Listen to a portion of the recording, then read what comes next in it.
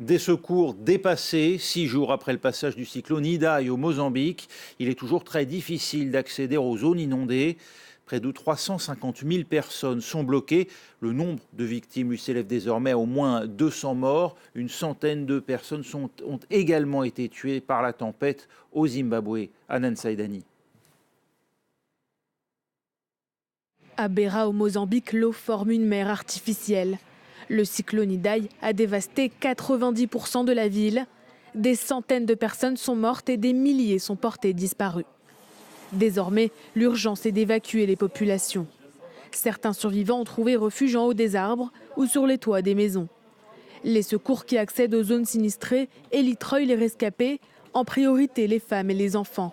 Cet homme a attendu plusieurs jours en haut d'un arbre avant d'être sauvé par hélicoptère. Mais ces opérations restent rares.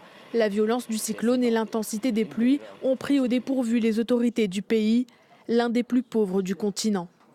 Contactée par France 24, la représentante du Programme alimentaire mondial dans la région témoigne de l'ampleur de la catastrophe. Beira, c'est une ville de déjà un demi-million de personnes. Il y a tous les corridors jusqu'à Zimbabwe. Là, il y a 1,7 million de personnes qui sont dans ces corridors. Et comme on voit la situation, on estime qu'il y a 5,5 millions d'hectares qui sont déjà sous l'eau.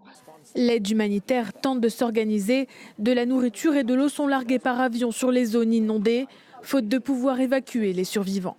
On a vraiment besoin d'agir très rapidement pour enlever les populations et les amener dans des camps de déplacés. À ce moment, on est vraiment en train de vider tous nos stocks internationaux dans la région pour l'envoyer là-bas. Il y a les camions, les avions, les bateaux qui sont en route. C'est très difficile d'accéder. Les routes ils sont cassées, les ponts ils sont cassés. La situation pourrait empirer. De fortes pluies sont attendues. Elles risquent de faire céder des barrages qui ont déjà atteint les niveaux d'alerte.